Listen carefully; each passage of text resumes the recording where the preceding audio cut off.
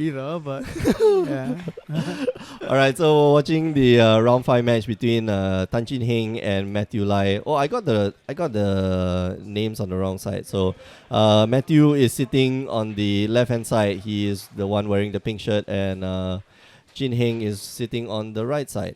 So yeah, let's watch. Let's go get their deck list, and we have all the deck lists with us, which is very nice. Let's see. I think Chin Heng is predictable and is probably running some collected company deck.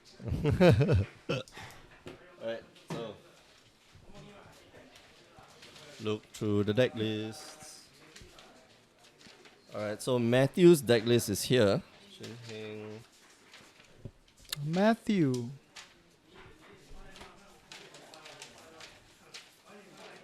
Matthew is running the best deck in the format. What is Matthew running? The black white? That would be the green white token stack. Okay, so this is the green white tokens? Okay. Yeah. I thought the Bun Humans deck was the one of the best decks in the format. No, if you look at the statistics, I think green white tokens pretty much takes that away. Wow. Okay. Well, there are a lot of powerful powerful decks in the format, which is But green white, okay, in its defense, Bant Humans is a more recent creation. yeah, it spun off. I mean, it spun off the just plain humans deck, and then it became blue white humans, and then suddenly, why not just put Coco into everything, and then you got Bun humans. The first time I saw the deck was at Haruya, just before Grand Prix Tokyo, and I watched Yuya completely crush 7 rounds of Swiss with that thing. With the was Bun pretty humans? insane. Yeah. Yeah. Oh, that was that was not very long ago. That was just what 2-3 weeks ago. Yeah. So Chuing and I were there, and we went back to the hotel, and I immediately made the deck and started jamming games against 4 color rights. I don't think the matchup is great game 1, so which is why we kind of. Well, that's why you have sideboard, right? But then again, Yuya's been doing very well. If you've been paying attention to Magic Online, he's been playing it. Every time he takes it, he changes a couple of cards here and there. It's like it's testing. Mm-hmm. It's evolving. It is, yeah. Well, I think the standard meta game right now is very volatile. Maybe not very volatile, but has a it's very, man. How do I put this? I'm at a loss of words. English, man, English. It changes every week. It is always it's always evolving. I think we're gonna be probably seeing less drastic changes, but right now, new off-angle archetypes. That's what we'll be going through now, because that would be nice. I think the supposed mainstays, the best decks of the format, the decks that define the format have already been here for a while. Green white tokens, bunch of Bant collected companies, black white control, green black control. There are so many, right? Yeah. If you paid attention to what's been going on in Grand Prix Minneapolis and Manchester, you notice that there's like mono blue control that exists now as well. Yeah.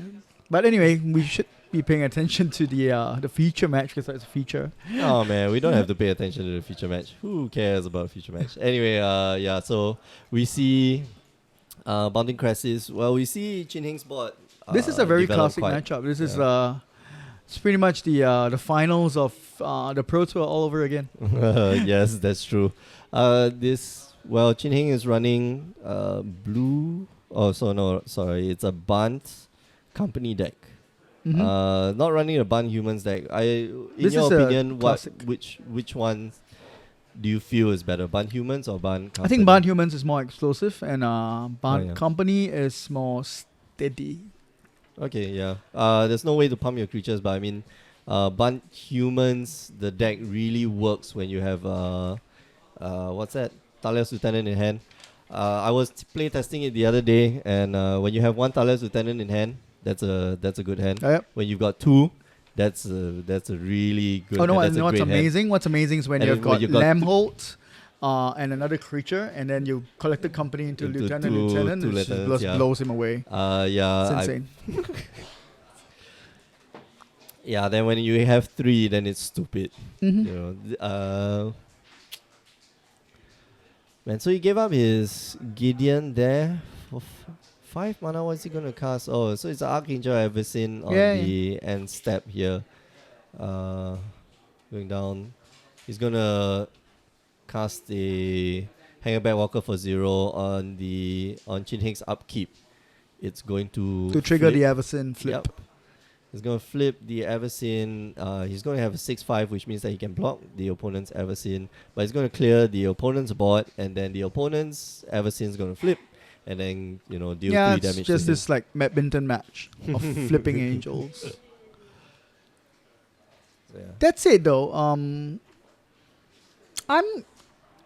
What do you think of the interaction between the one that they use in green white all the time, where they put a 0-point walker just to activate an angel flip? I sometimes think it's not that important, especially in this kind of a situation. Well, it's a board wipe. Like, you don't necessarily run. I don't think the either deck runs Tragic Arrogance in the main board. I've seen some Eldrazi decks run and Tragic Arrogance in the main board, but not this, which is very strange. So why is he casting Collector Company right here? Oh, you know what? I'll be right back. I just realized I didn't give them a life counter. Oh, what? Life counter. Oh.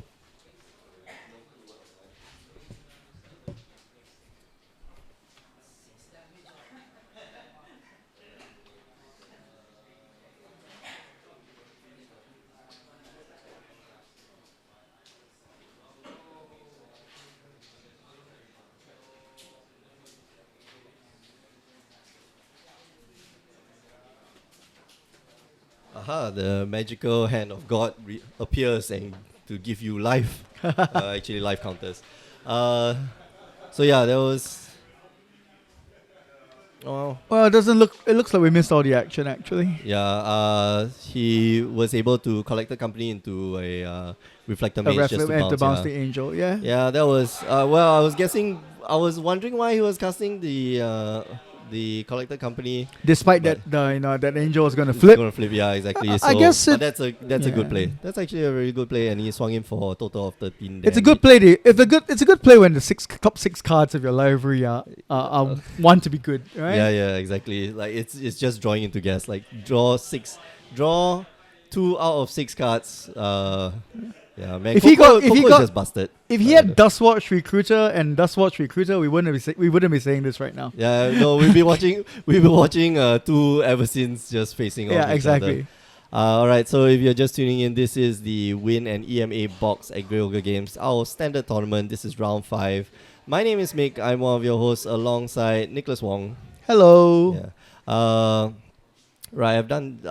We are watching the second game. Well, the sideboarding out between Matthew sitting on the left and Chin Heng sitting on the right. We know that Matthew is playing the the green white tokens deck, whereas Chin Heng is playing Bunt Company, the OG Bunt Company.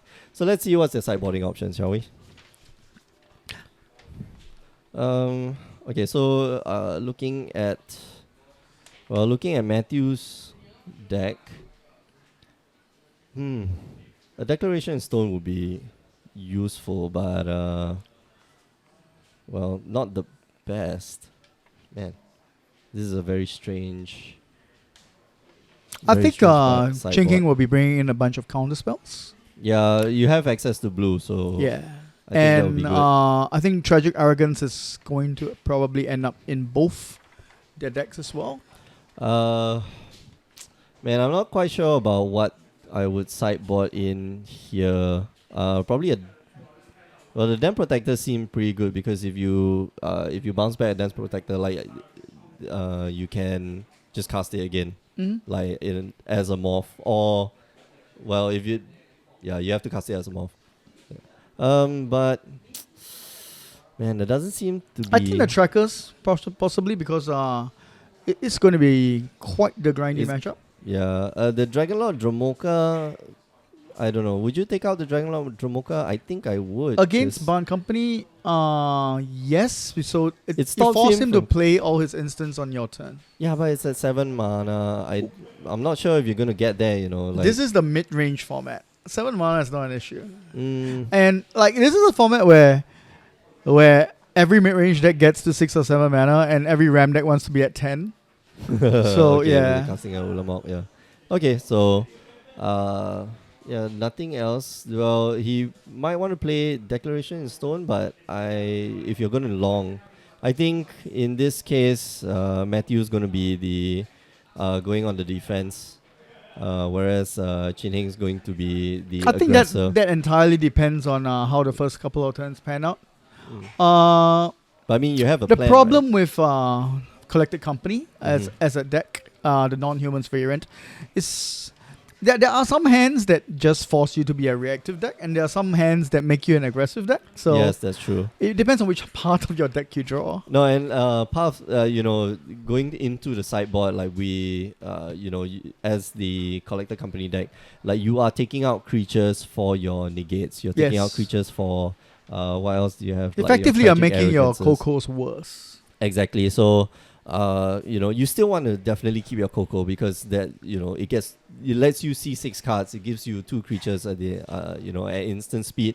But yeah, having said that, all the negates, all the, I don't know, does he have invasive surgery? No, but invasive surgery is not very useful here. The tragic arrogance, Yeah. the negates, that's going to, make your deck less, make Coco less useful in the deck. But anyway, let's see how the match turns out. Surgery is not good against green-white in general. I mean, what can you really counter with it? Declaration in Stone. Man, it's gonna be. That's pretty much it. Yeah, that's about it. But I don't And think your yeah, opponent tragic will be- arrogance, I guess, but that's why you have negate. Yeah, that's true. It's more broad-based. It's probably against. Invasive surgery is definitely more against the control decks that run languishes. I think bringing in invasive surgery against green-white tokens is it's on the point of over sideboarding. Yeah. You're trying to, metagame your opponent. Although I have done such things where I would play. So I was playing the CDC whip deck. Oh yes, And, I like that. I love that deck. That was such a good deck in its time. But I played a very different variant. I played the big creatures deck. So it's True Name, Nemesis of Mortals. Yep. And Night Howlers. So against control players, they would probably board out their Bile Blights, Mm-hmm. and that's when I bring in Empty the Pits. Oh, okay. Yeah, That's pretty so cool. Trying to metagame the Night Howlers. Night Howlers. Right. Night Howlers are surprisingly good. If you can, you could bestow it and not have it countered by that 2 mana spell that counters 4 mana 4 CMC spells. Disdainful Stroke. Yeah, Disdainful Yeah, Stroke. yeah. I have great disdain for that card. Oh man, I wish the card was still in standard. That Really? card is It's so horrible. Good. It's so good. It made me have to think so much before I cast my Dick Through Times. It was terrible. But it's so good. That's why. Dig Through Time. No, in response, I'm going to Dig Through Time for 2 mana, and my 2 open mana I'm going to. How can you say that format was even fun? Because I always ran the rogue deck, and that really screwed up a lot of people. So That's fair. it's hard for you to play around everything. Although red decks back then were really, really oppressive. Yep. Red decks and the heroic deck was okay. The heroic deck was it was actually really, really good, but it was very short-lived because upon its discovery and the end of the format was very close. Yeah, exactly. So I think they only had 2 blocks. But yeah, we're seeing a lot more standard decks out and about right now. I'm surprised that we aren't seeing much humans today. Humans. Just like the pure white humans, Yeah. the mono white humans. Yeah. Yeah. Somebody out there, I think Steven is running the black white Eldrazi deck. I think it was something that I've been meaning to build. Black White Eldrazi. Yeah, black white. So many Eldrazi. flavors now. Bant Eldrazi, Black White Eldrazi. There was this mono white Eldrazi in one of the Mono white Eldrazi. yeah in the Minneapolis trials. I think there were a few of them who won. Mono white interesting. Eldrazi. Yeah, mono white Eldrazi.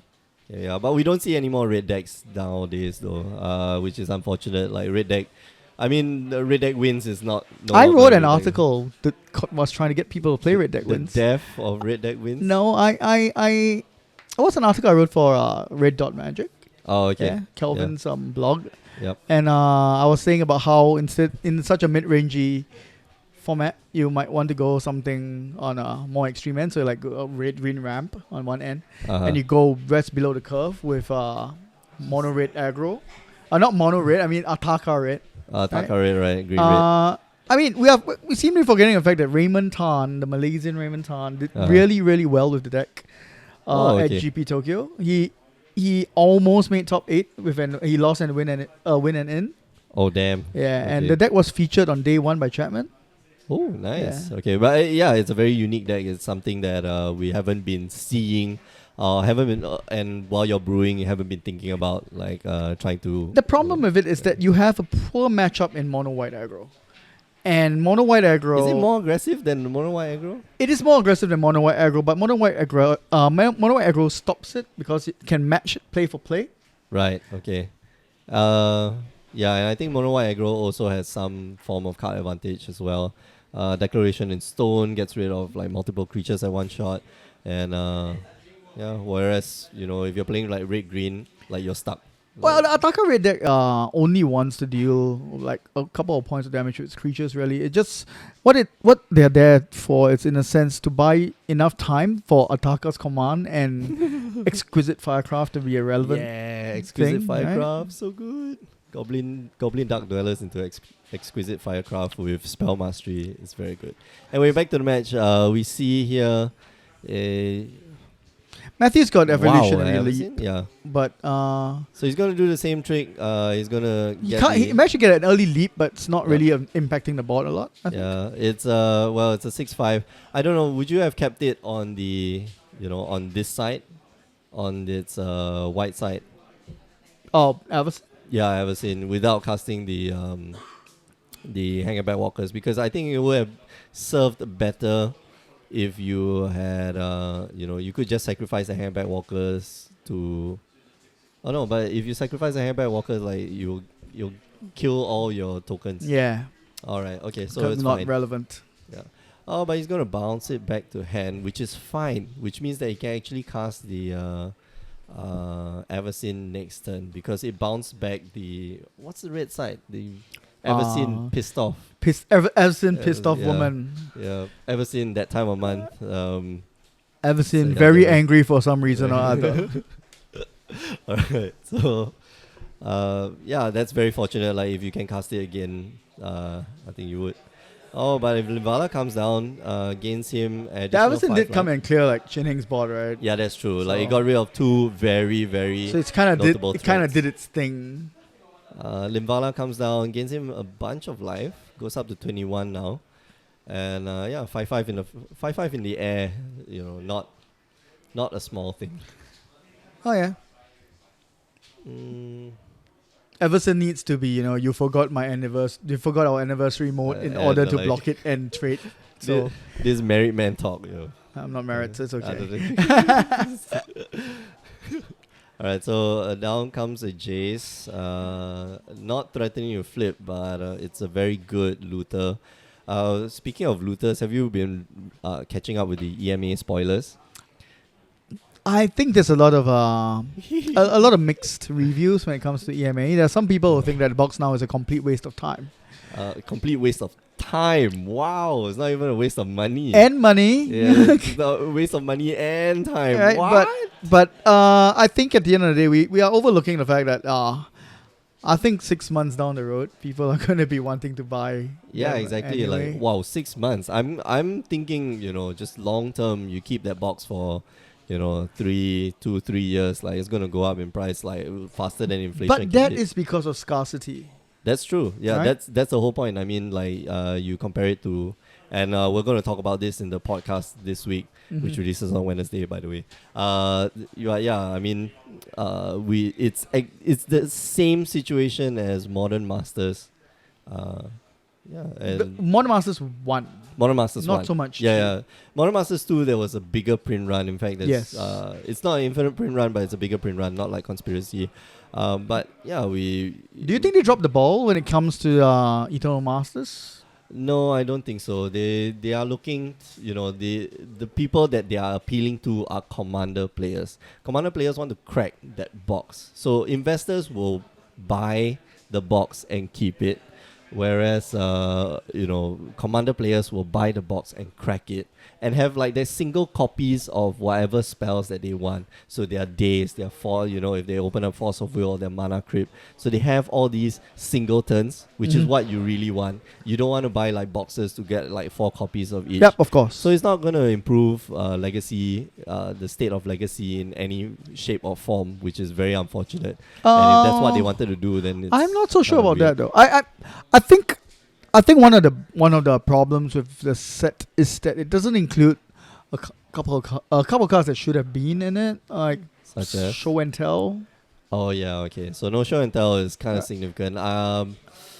There are a few. This thing, no gush. Yeah, no gosh. Yeah, and gush is a common card. Come on, guys, you can at least print it in uncommon. I think it's very sad that they ramped Heritage Druid up to rare. Oh yeah. They ramped. It's not solving the problem, right? Sensei's Divine Top goes up to rare too. Yeah. Well, Sensei's Divine Top is a very strong card, but yeah, Heritage, it's not going to increase supply at all. So No, it's not. Oh well. No, for me, because Pauper is a thing, I'm very sad that some cards got demoted down to common, and that makes Pauper very, very disgusting. Warden of Evil's Isle. Oh, yep. Yeah, oh my god, the fairies deck, that stupid fairies deck. You know how oh man, you know how oppressive that stupid deck is. Man. And now you're making Warden of Evil's Isle like a common. Yeah, sure. Plus You that plus are Cloud quite of Fairies. salty about it, aren't No, you? that plus Cloud of Fairies equals to extra mana every turn. It's true. It's Which true. is now yeah. Cloud of Fairies. I'm guessing that's why they restricted Cloud of Fairies. Like they knew this like long way back. So yeah. I think Matthew is just trying to outgrind Shinheng in this case with the. I mean, Evolutionary Leap is such an amazing card when it's amazing. It's terrible when it's terrible though, right? So No man, it's so good. Really? I played the green black the Liliana deck. Oh yeah. Just a sacrifice deck. Man, Evolutionary Leap is just so good. It helps you grind out the value, just keep going and going and going. And right now, that's what we're gonna see. He's going to start sacrificing his. Get all that Doctor value on the tokens. table, all those nice sacrificiable things. He's gonna sacrifice all his Topters, get 3 cards out of it from the Hangerback Walker, which already got him that 1 extra card. And then the Eversin will flip, clear off Chin-Heng's board. Yeah. Well, Chin-Heng's at 4 life right now. He's, I think he's in a really, really bad spot right now. I think we'll be seeing a game 3. Yeah. It's pretty certain. So he's going to Ojutai's command. Alright, so he stops the Eversin from coming down. Ojutai's command, draws a card. He's got a fascinating. Democles command. But will that do it? He can flip his Jace, but I'm not sure what that will do. Let's take a better look at the table right now. He has a drum com. He's got a drum com and he's got, I believe that should be an extra collector company in his graveyard, but he doesn't have the mana to cast it. So, let's see what he does though. The problem with it is that he's dealing with Matthew's flyers, and that's a concern. And yeah, that's Right? going to Matthew's like going over in the air, and at this point, I mean, assuming nothing else drastically changes, even with the Jace on the table, like that's not. it's gonna only do going to it. be 2 turns. Yeah, exactly. Well, he doesn't have enough to. Man, yeah, he just doesn't have enough to do Oh, the then that's Jomocles Linvala. command. I'm sorry, it's like 1 turn. Yeah, it's 5/5. Yeah. I thought it was something Eversin? else. It's a Linvala, Linvala. right? So Yep. Alright, so he takes back the Den Protector, which will definitely get him back the Eversin. Jeez, Louise. So yeah, this board state looks quite dire. yeah, it looks pretty dire. I think this, unless something amazing is in Chin-Heng's hand, this game is over. He's definitely got a Bounding Crisis, so to tap down that guy. So that's a delay of 1 turn, right? Yeah, it's down to a two turn clock. But he gets to untap, which means that he gets access to his whole the graveyard, yeah. right? So So he's just gonna cast the Eversin like right there. It looks just, pretty rough too. Oh man. Woo! I guess. Nom nom nom nom nom nom nom. Obviously now, so that you don't have to deal with potentially flashback to. Not like we have made a difference really. Yeah, that's true. Man. But why does Matthew, you gotta stop tapping your green mana. Your green mana is so important. You have the sack Still outlet has right green there. mana right he there. got 2 only. He could have gone. Oh no, he doesn't have any more white but sources. Cheng is not exactly playing removal deck, right? Well, And he is at 15 life. yeah, he is. Yes, it is a mistake, but it's No, not man, huge. You could just get so much the value. Anyway, yeah, let's see. Who's Matthew? I've never come Matthew. across Matthew before. Well, Matthew comes do to you the know? store quite. Matthew comes to the store. I Okay. think usually on the Tuesday nights and the when we have the SCG game nights. Oh, as alright. He's well one of as- the SCG game night grinders. Yeah. I wouldn't say grinders, but he does come by once in a while. Actually, once in a while. I think he just likes to play Magic. Yeah, but He's don't we a- all he's a- love playing Magic? He's a comebacker. He came back to playing Magic after quite a Oh, while. okay. So this, I believe it was the last set, the BFZ set or the Oath of Gatewatch set that he came back. So yeah. Oh, wow, we have 20 viewers. Oh my god, this is so exciting. No one's talking to us. Yeah. Yeah, everybody fell asleep. Maybe, Well, maybe we're just while not very interesting. No, while we're playing the replay, like everybody's like, screw this, just walk off from the computer. I'm gonna have dinner first. I know some people like to put on my stream and I'm playing. Previously I was playing Valkyria Chronicles. They like to put it What? on as a white noise, Okay. so they can help them sleep. Woo! All right, so we're going to game 3 between Yeah. Matthew, who is sitting on the right, sitting on the left, and Chin Heng, who's sitting on the right. If you're just tuning in, you're watching the Win and EMA box here at Grey Ogre Games. It's our standard tournament. It's round 5. My name is Mick. I'm one of your hosts alongside Nick. Wong. And yeah, we are just watching the match. They are going to sideboard again. On the play and on the draw, I think Matthew wouldn't change that many cards, but I think Chin Heng would definitely change a lot of his cards. Yeah. On the play, you want to definitely be more aggressive. Oh yes, because he's definitely the beatdown deck on the play in this case. Would you take out the Jaces to be more aggressive? I normally cut by 1 or 2. Oh, okay. All Yeah. right. But then again, I've always preferred Barn Collected Company without Jace. Oh, okay. Yeah. Really? I think the aggressive Death Mist Raptor versions are slightly better. I mean, when you do compare they get to to drop? version, Oh, yeah, they do get to drop that Miss Raptors. like, but right now, the humans version seems to have taken that spot, Man, the aggressive that's Collected Company deck. That is extremely aggressive. That is something of a crazy deck. You don't need. Well, I won't say you don't need any skill, but yeah, it's. Oh, okay. All right. Yeah. They're calling it humans, right? Like Yuya humans. Yeah, Yuya. Oh man. That's so lame. Oh, jeez. Actually, deep inside, I love it. But I love groaning too. I think that's from Faisal. Humans. Humans. All right, so while the players are shuffling out, I just want to inform all of you watching that you can catch more of our content here on the Grey Ogre Games Twitch channel. We stream every Monday, Tuesday, Wednesday, and Thursday.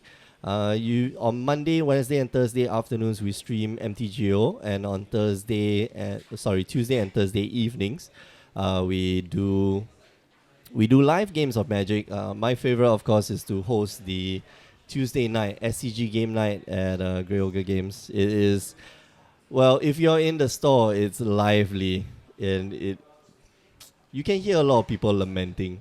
Why my deck so bad? Why I play so bad? So yeah, it's a very jolly atmosphere. But yeah, people do play the best decks, and people do play at quite a high level. There's a lot at stake. Really?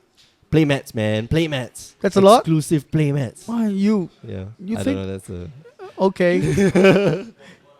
Look at the playmats, man. The Megas of the Moo. If you had 2 Megas of the Moo playmats, you could make that. And it almost makes an entire Blood Moon.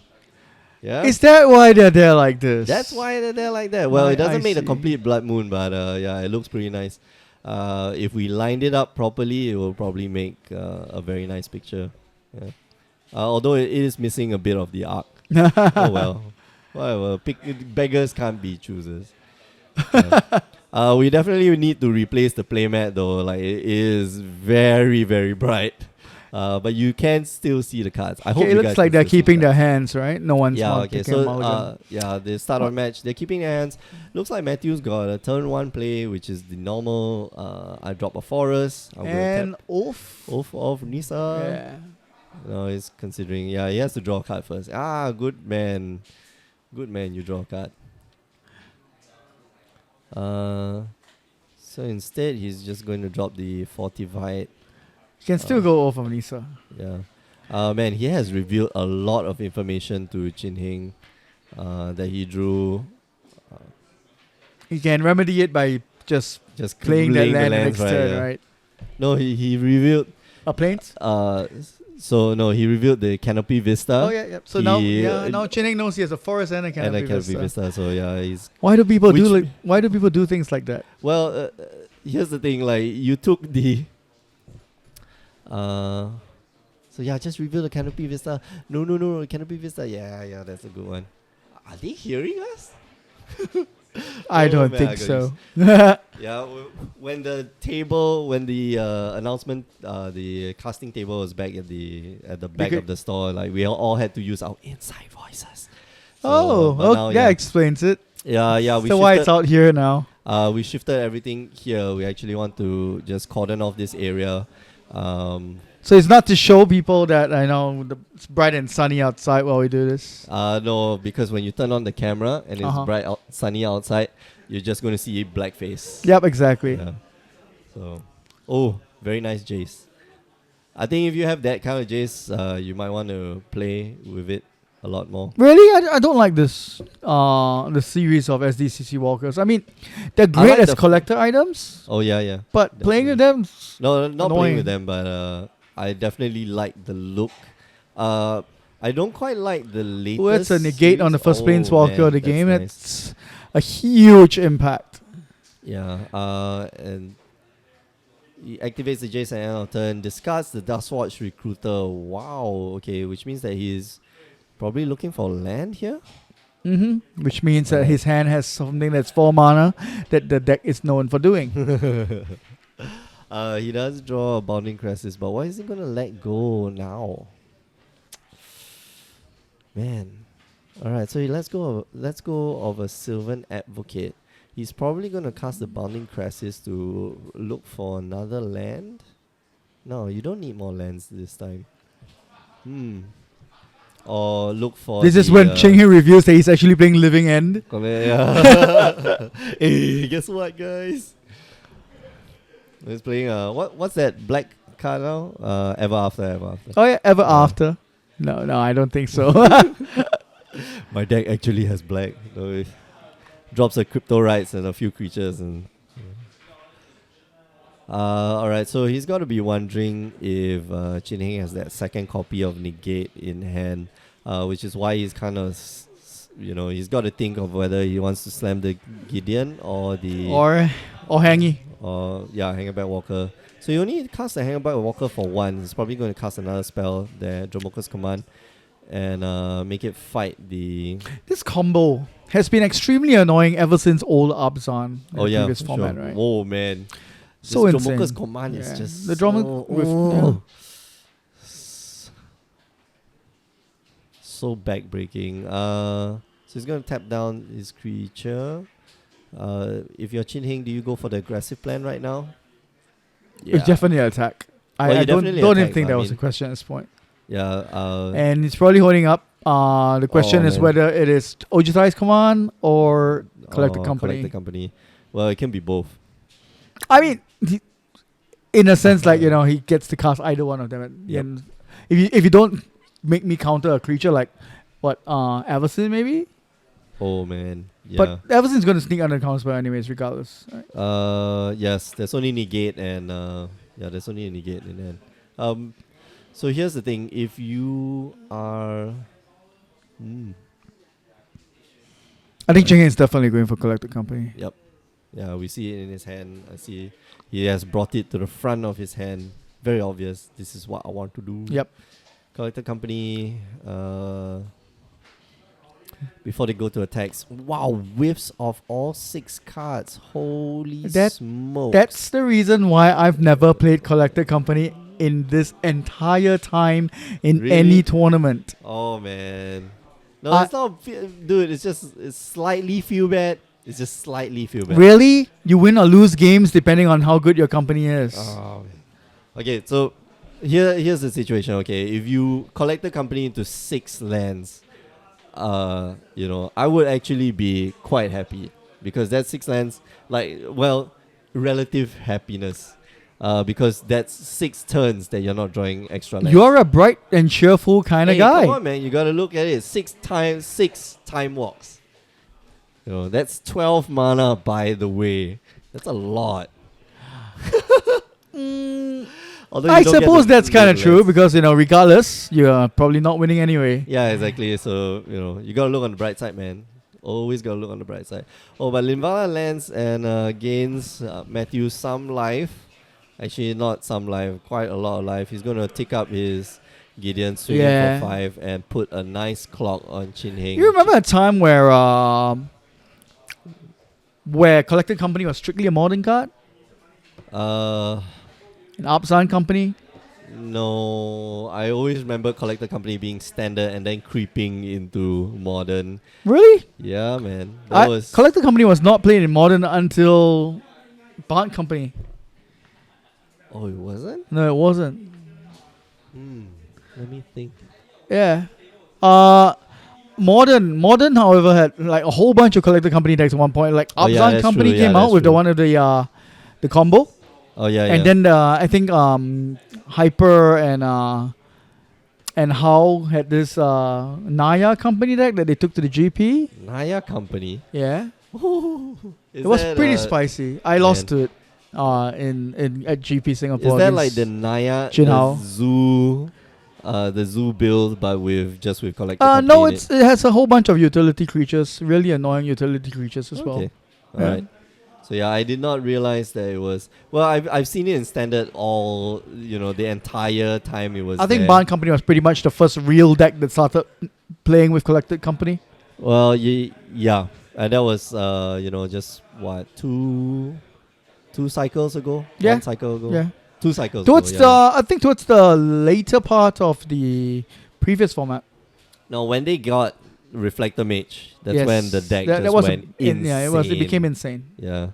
Reflector Mage really one of the best bounce creatures. For 3 mana, it does more than just a Man of War. Yes, but some of the Japanese top pros are of the opinion that Bond Company it's not a good deck anymore. Well, I know I think Yuki Ichikawa pretty much said that in one of the interviews at GP Tokyo. Because about how the deck was failing to evolve in a format where everything is a lot more robust. Oh yeah. Okay, so I agree with that. Like Bounding Crisis can only do so much. Like the creatures in the deck can only do so much, whereas right now we're seeing a standard that is evolving very, very quickly. This is the reason why the black decks exist, right?